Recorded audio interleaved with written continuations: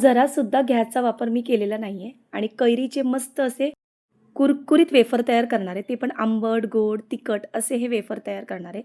तर हे वेफर कसे केलेत ना, त्यासाठी तुम्ही हा पूर्ण व्हिडिओ नक्की पहा. उन्हाळासुद्धा आलेला आहे आणि मस्त असे हिरवीगार कैरीसुद्धा भेटतात. तर नवीन-नवीन असे पदार्थ नक्की ट्राय करा. चॅनलवर तुम्हाला नवीन-नवीन अशा ह्या कैरीच्या रेसिपी तुम्हाला मी दाखवत जाईल. तर आता आपण काय करायचं आहे, कैरी घेतलेली आहे. मस्त अशी हिरवीगार कैरी आहे. स्वच्छ धुवून घ्यायची आहे. धुवून झाल्यानंतर आपल्याला काय करायचं आहे, ह्याची सालं काढून घ्यायची. तर सगळ्या कैऱ्यांची आपल्याला सालं काढून घ्यायची. सालं मी काढून घेते. तर ह्या पद्धतीमध्ये आपल्याला ह्या कैरीचं साल काढून घ्यायचं आहे. बघा. त्याच पद्धतीमध्ये मी सगळ्या कैरीच्या साली काढून घेतलेल्या आहे. आता ना माझ्याकडे हे बघा, हे चॉपरवरनं स्लाईस करून घेते. म्हणजे जे आपण भजी वगैरे करतो ना, बटाट्याला कसे स्लाईस करतात तसे आपल्याला करायचे आहे. म्हणजे हे लवकर ना असे सुकले जातात आणि मस्त असे कुरकुरीत होतात. तर असे मी हे करून घेते. तुम्हाला करायचं तर गोल आकाराचे करा किंवा असे तुम्ही कैरी कट करून नंतर पण तुम्ही स्लाईस करू शकता. म्हणजे पाहिजे त्या आकारात तुम्ही करू शकता. फक्त अशा पद्धतीत तुम्ही पातळ करायचे आहेत. त्यामुळे लवकर सुकले जातात. तर आता मी सगळे ह्या कैरीचे आहेत ना स्लाईस काढून घेते. सगळे मी करून घेतलेले आहेत. आता मी एका हे बघा तुम्हाला दाखवते. अशा पद्धतीत करून घ्यायचे आहेत. तर ते एका डिशमध्ये मी काढून घेतलेले आहेत. आपल्याला काय करायचं, एक पसरट असं एक भांडं घ्यायचं आहे आणि त्यामध्ये आपल्याला हे कैरी सगळ्या जे आपण स्लाईस केले ते घालायचे. यामध्ये आपल्याला हळद घालायची आहे. यामध्ये मीठ घालायचं आहे चवीपुरतं. वेफर जरासे ना आंबट, थोडेसे असे मस्त असे चटपटीत लागले पाहिजे. तर यामध्ये मी आता काळं मीठ घालणार आहे. तर चटपटीत हे वेफर लागणार.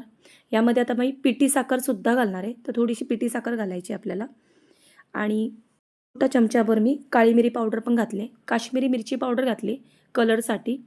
जिरा पावडर घालायची भाजलेली 1 चमचाभर आणि धना पावडर. तर हे वरच्यावर हलक्या हाताने आपल्याला हे मिक्स करायचं, नाहीतर ह्याला पाणी सुटू शकतं. तर असं बघा, ह्या पद्धतीमध्ये आपल्याला हलक्या हाताने आपल्याला हे सगळे व्यवस्थित मिक्स करून घ्यायचं आहे मसाला. हे बघा, अशा पद्धतीत करायचं आहे. जोरात असं चोळून केलात ना, तर त्याचं पाणी सुटू शकतं आणि वरचा जो मसाला आहे तो सगळा निघून जाऊ शकतो.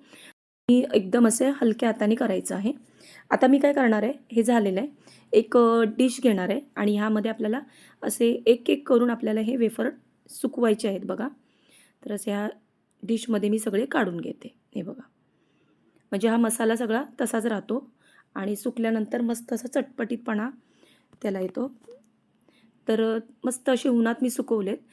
1-2 दिवसातच चांगले हे सुकले जातात. तयार आहे झटपट असे हे मस्त असे आंबट, गोड, तिखट असे चटपटीत वेफर. तर तुम्हाला बघा तोडून दाखवते. मस्त असं कुरकुरीत आहे. हे बघा. मस्त असं कुरकुरीतपणा आले. मस्त सुकले पण गेलेत आणि हा पदार्थ वर्षभर पण टिकतो चांगला. मुलं तर आवडीने खातील कारण मी हा जास्त तिखट केलेला नाही आहे पदार्थ. आंबट, गोड असं असल्यामुळे मुलं आवडीने खातात. असा हा पदार्थ मी केलेला आहे. तर हा पदार्थ तुम्हाला नक्कीच आवडला असेल. कैरी असली तर तुम्ही नक्की हे वेफर एकदा ट्राय करा आणि बनवून ठेवा. पावसाळ्यात वगैरे तुम्हाला खायला मस्तच आहे. टाईमपास म्हणून खायला सुद्धा हा पदार्थ एक नंबर आहे. तर असे हा पदार्थ तुम्ही नक्की करून ठेवा. कैरी आलेल्या आहेत बाजारात किंवा तुमच्याकडे झाड असेल तर झाडाच्या काढून असे वेफर नक्की ट्राय करा. चटपटीत आंबट, गोड, तिखट वेफर जर तुम्हाला आवडले असतील, तर मालवणी ज्योती किचनला तुम्ही नक्की सबस्क्राईब करा, लाईक करा आणि शेअरसुद्धा करा. कमेंट करायला जरासुद्धा विसरू नका, कारण तुमच्या कमेंटमुळेच कळते की ही रेसिपी कशी झाली आहे. आणि हा पूर्ण व्हिडिओ तुम्ही आवडीने बघितल्याबद्दल तुमचे धन्यवाद. आणि असेच माझे हे नवनवीन व्हिडिओ तुम्ही पाहत राहा. चला आपण भेटूया पुढच्या अशाच नवनवीन रेसिपीमध्ये. धन्यवाद.